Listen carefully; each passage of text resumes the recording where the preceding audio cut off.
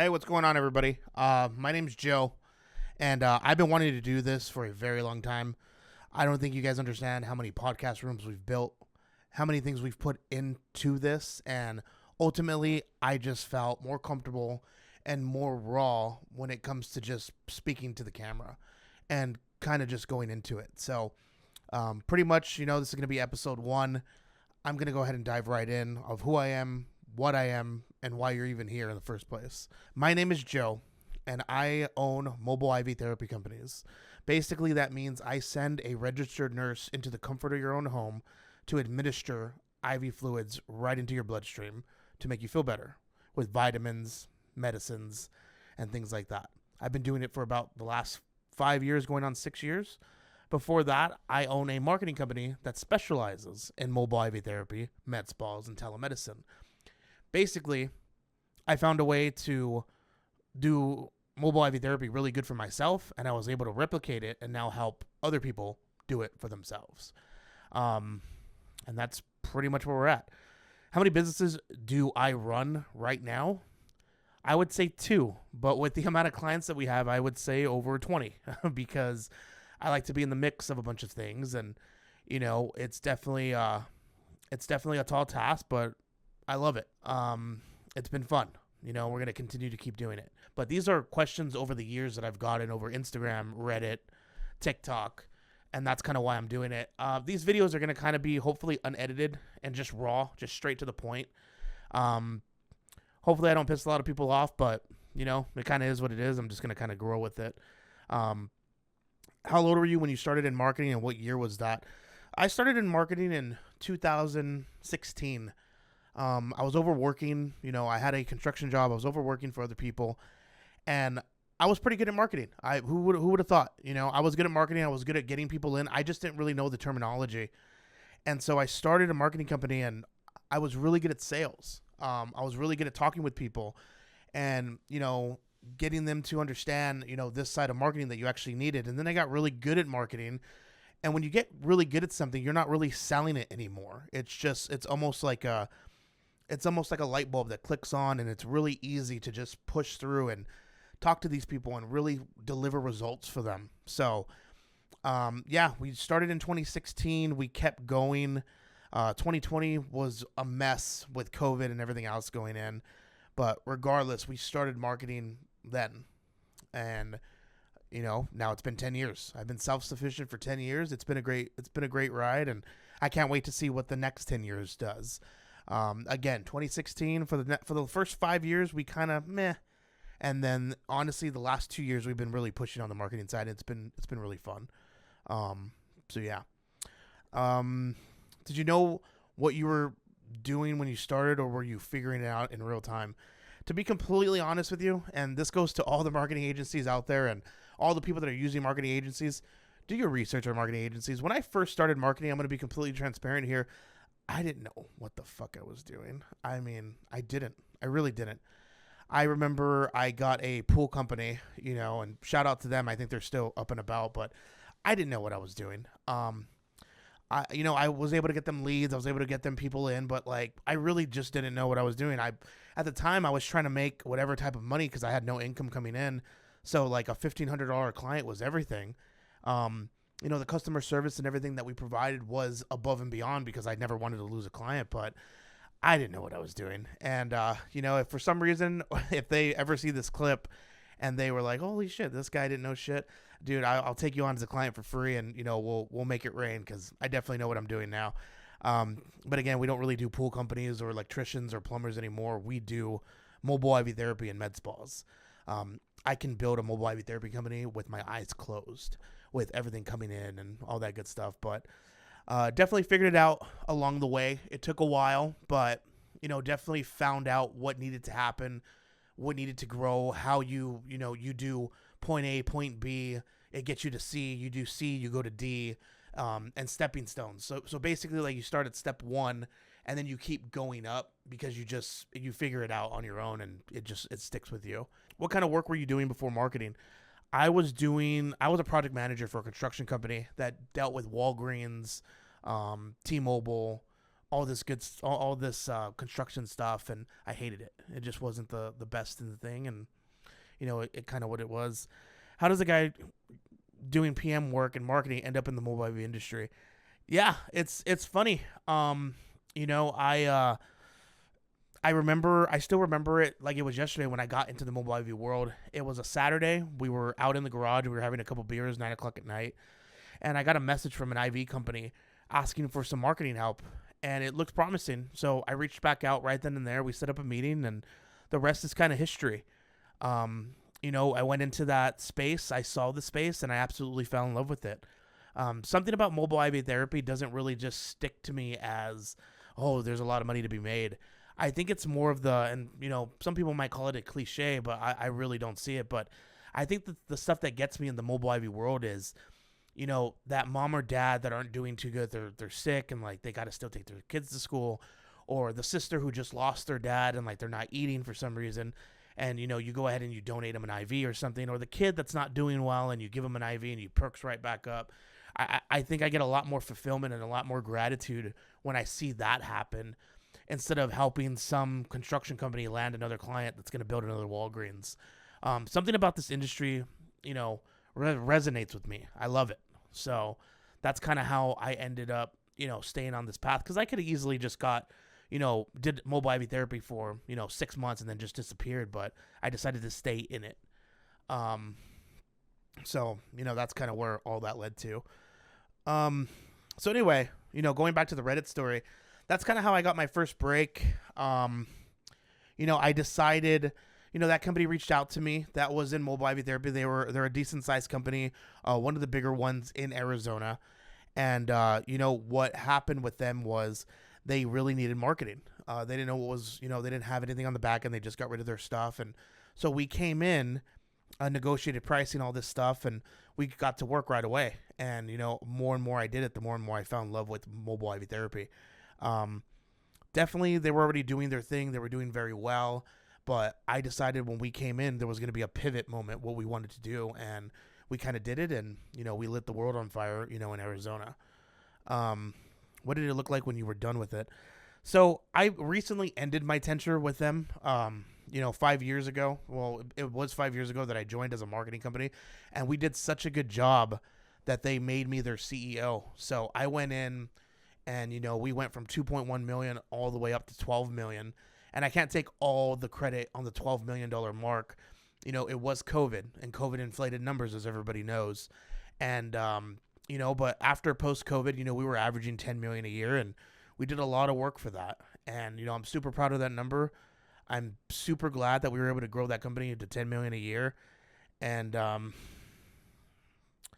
it took a lot of work. It took a lot of work. I don't think you guys really understand when it comes to building the company and, the position that I come from. I don't come from money. I don't come from expertise. I don't come from anywhere, I was technically going to school to be a nurse, went for 1 quarter, but I didn't come with a background of this. So to get a company to 10 million a year, it was a huge accomplishment on my end, and it kind of opened up my brain to more.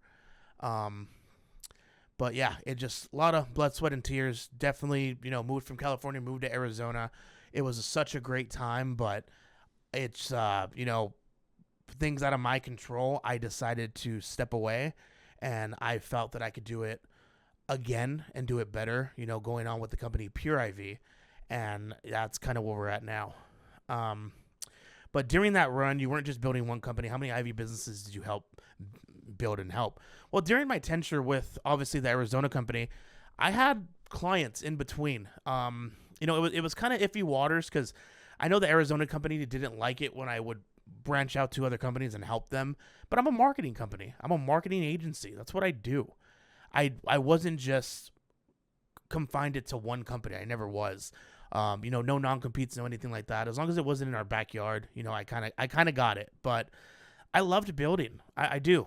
Honestly, if I can just build the company, get it to where it needs to be to make money, and then disappear and do it again, that's what I want to do. I mean, that's the fun part. I don't know. I like building the name. I like building the systems. I like building the nurses. I like hiring the nurses. I like talking to them. I like getting them, riled up to make sure they're grabbing calls in the mobile IV world and the med spa world. I think it's some of the best work that I've done in my life, and it's just been a good time. So, I think during that tenure though, I built out maybe 6 or 7. Didn't really put a lot of time into all of those people, back in the day, because obviously I was running one of the bigger IV companies, in the nation.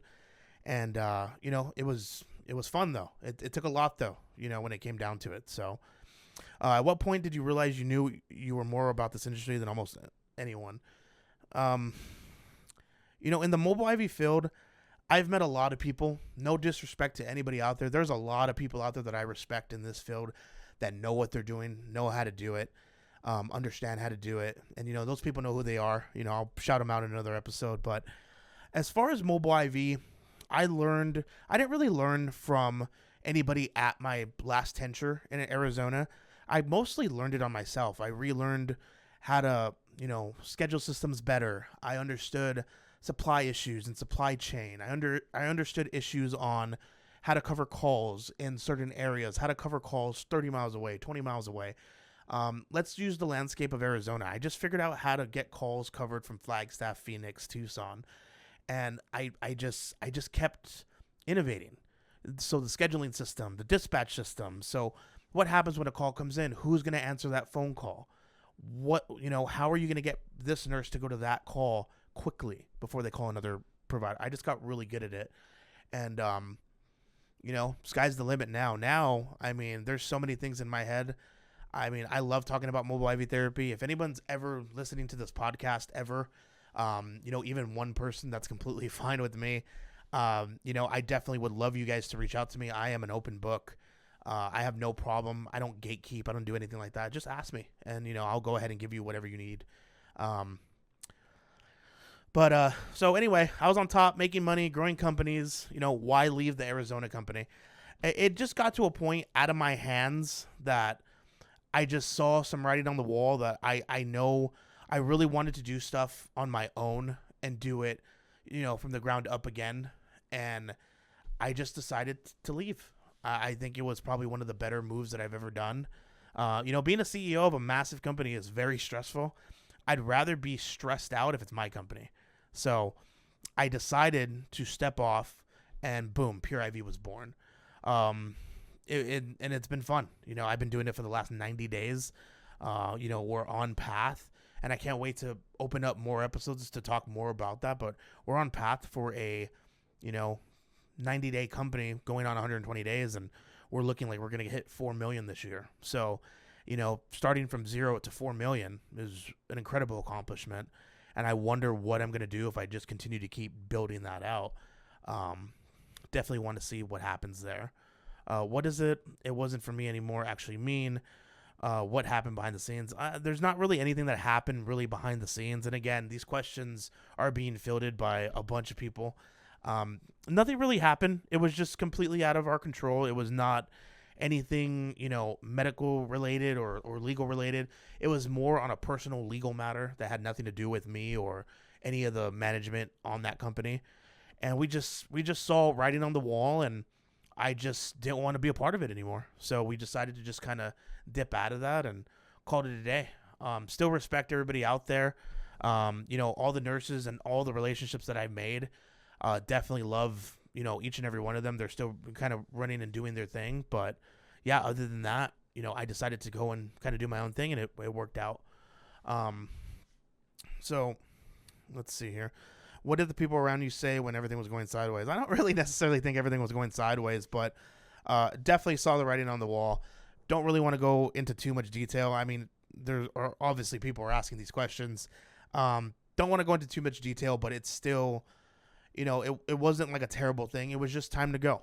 Sometimes you're there for so long and you're kind of like, okay, you've been there a very long time. It's just time to start something different. And I'm fortunate enough to be able to have left that tenure, on my end, being completely, straightforward and honest with myself on that. And, I loved what I did over there, but I can't wait to replicate it and do it again.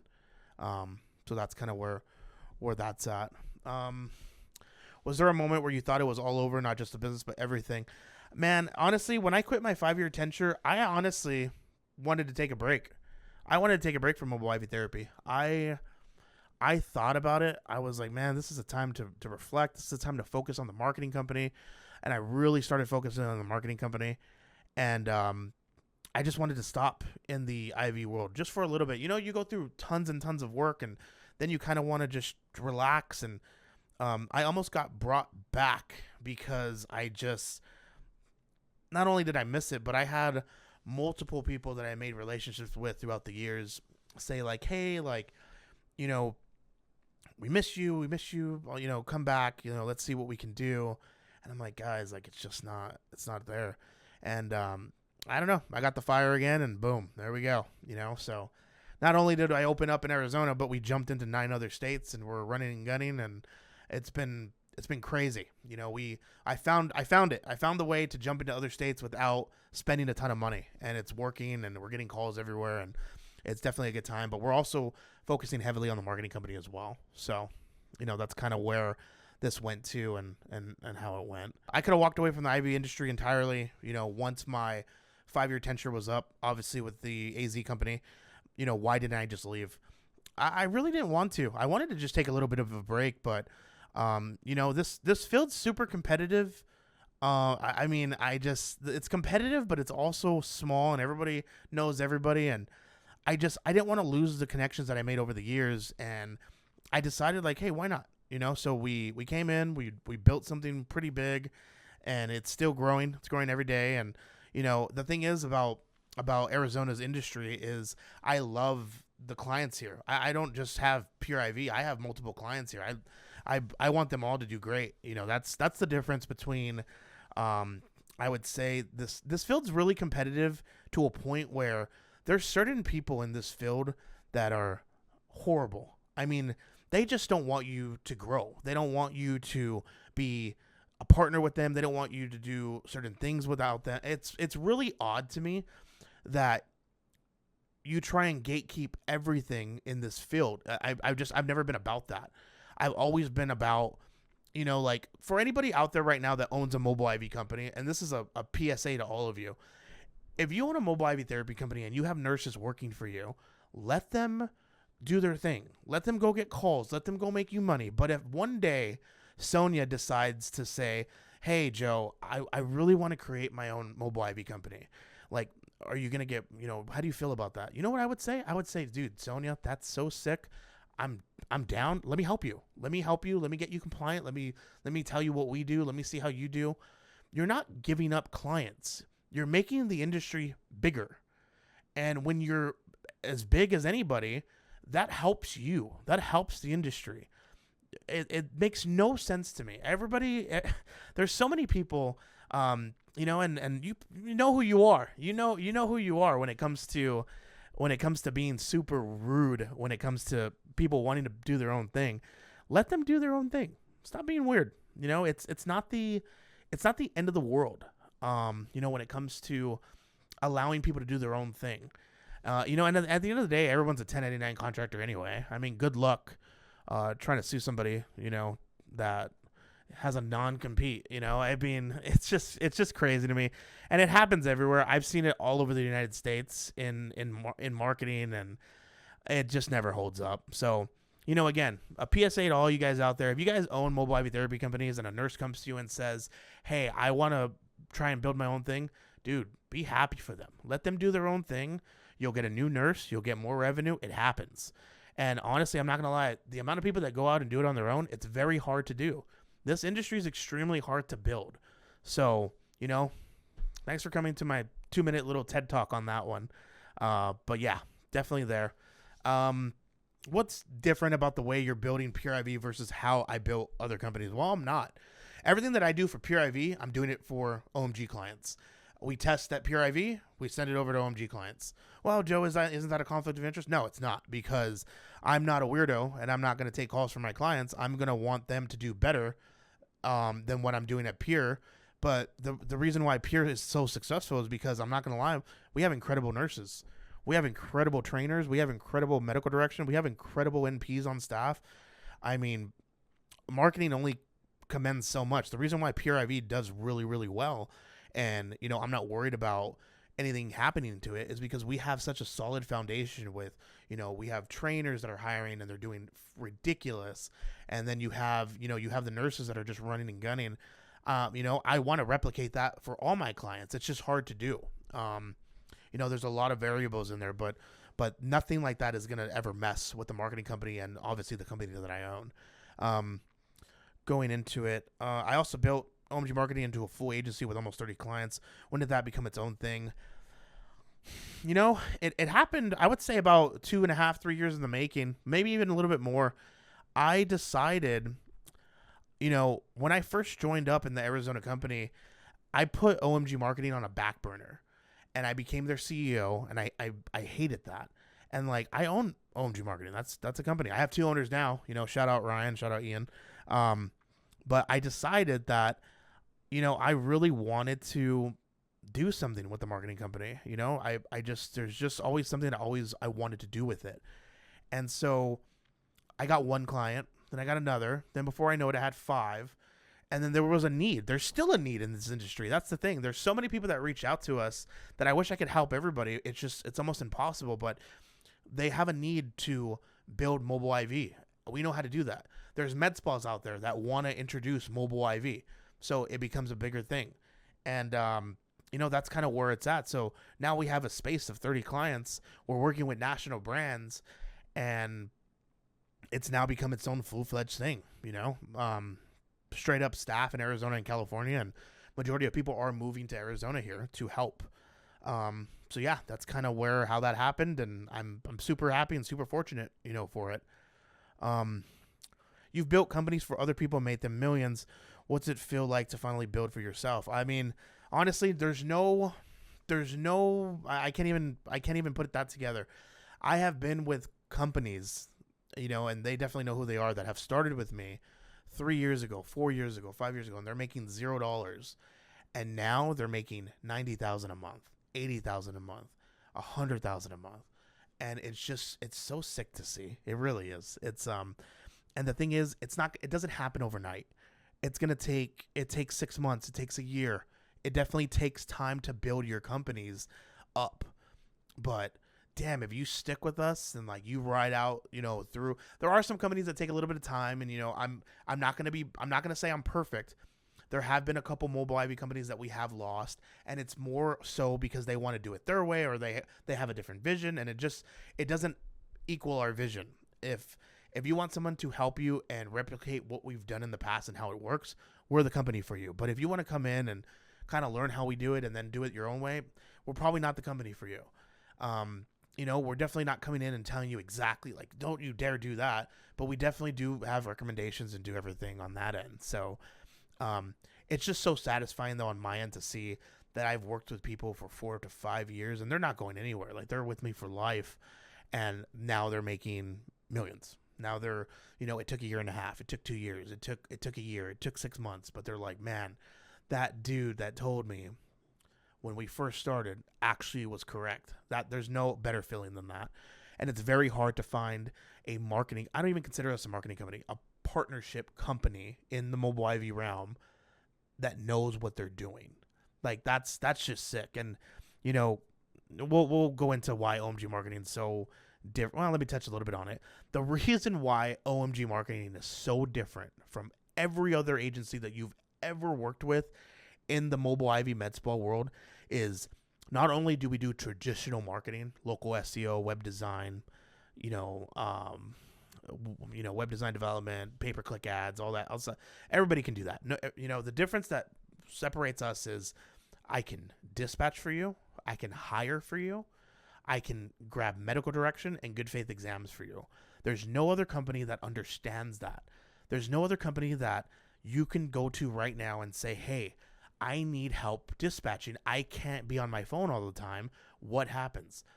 Well, you know what you can do with OMG Marketing is I can get you a lead from the pay-per-click ads. The lead will go over to our dispatch system. Our dispatchers will go ahead and dispatch that out to a nurse that we trained in our systems, and we send that nurse out and make sure they're good to go. Nobody can do that. And that's where the pride comes on the marketing side. That's why I think we're so sick when it comes to that. And definitely built something there, and I can't wait to continue to keep helping people, you know, for as long as this ride, you know, allows me to do so. What do you know that would have saved you years of pain if you knew it in 2016? I mean, switching to mobile IV therapy or going toward a niche service, I definitely would have did that.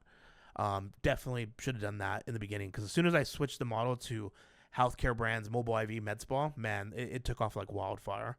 So that's kind of where I'm at on that. What's the thing that nobody in this industry wants to say out loud? Damn, there's a lot of shit that nobody wants to say out loud. Free my paramedics in Texas. I'm just kidding. No, seriously. I mean, you know, Texas doesn't allow paramedics. That's bullshit. You know, that's nonsense. I know you got Jennifer's Law. I know you got all that, but you know, you allow paramedics to go into people's homes and slam ketamine or whatever the fuck they need to slam, but you won't allow them to give them a shot of Toradol? Makes no sense to me. So you won't allow them to do vitamins? Ridiculous. So that's probably one take, and there's probably a lot of people that want to do that, and that's probably the only big thing that I can really see. And you know, the other thing is there's a compliance issue. There's a huge compliance issue here. You know, good faith exams. If you guys are listening to this, do your fucking good faith exams. Stop getting us in trouble. If you're a mom and pop shop, pay the fucking fees. It's just what you need to do. If you can't afford the fees, go join a bigger company and go run until you can afford it. But there's definitely a lot of black market stuff going on right now that I really can't stand, because it's going to get us all in trouble. And the people like us and the big companies that are actually doing a good job, you know, are getting shit on. So that's kind of where it's at on that. If someone told you in 2016 that this is where you'd end up, would you believe them? No. I went to nursing school for 1 quarter. You know, seriously, 1 quarter. And I couldn't do it.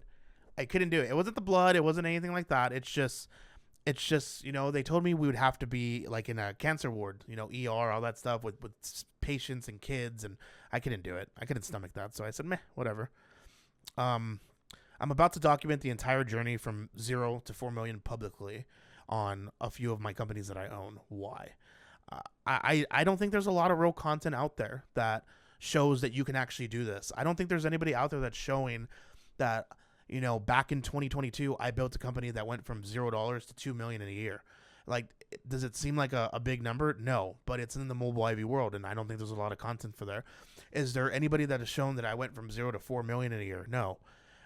Is there any companies out there that I've taken other mobile IV companies in different states from 0 to 300,000 in a month? I'm sorry, $0 to $300,000 in a year. No, I want to be as much authentic when it comes to this.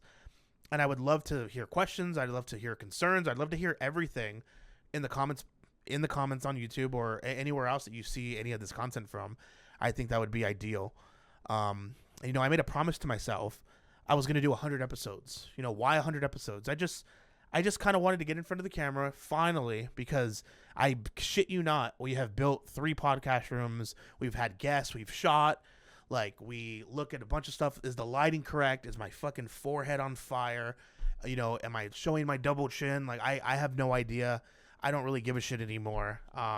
We've done so many takes to where, no, that looks stupid. I look ridiculous on, you know, I look ridiculous on this, or I look ridiculous on this platform. And I just don't give a shit anymore. So, like, I just wanted to go ahead and just start posting away and see what we could do. What should people take away from this podcast? It's going to be, you know, basically about mobile IV therapy. You know, we're going to throw in some marketing in there. We're going to throw in, you know, some, you know, life stuff that obviously comes in my head. And, you know, hopefully I'll stay on topic. As you guys can tell, if you guys are going past this amount of episode, I definitely do have strong ADHD. I cannot stand together. I'm all over the fucking place, but it's just kind of how I am. So if you can deal with that and, you know, pop me on a podcast or anything like that and listen to what I got to say, by all means. And, you know, where can you guys find me? You know, I'm definitely on Instagram. You're going to see Instagram, TikTok. You're going to see me on LinkedIn. You're going to be able to see me all on my handles at JLopezOMG. We'll be talking about everything else. But other than that, I really appreciate you guys sticking around, you know, for this episode. And, you know, we'll kind of put this together. We'll throw it together. And, you know, I'll see you guys next week for episode 2. Take care.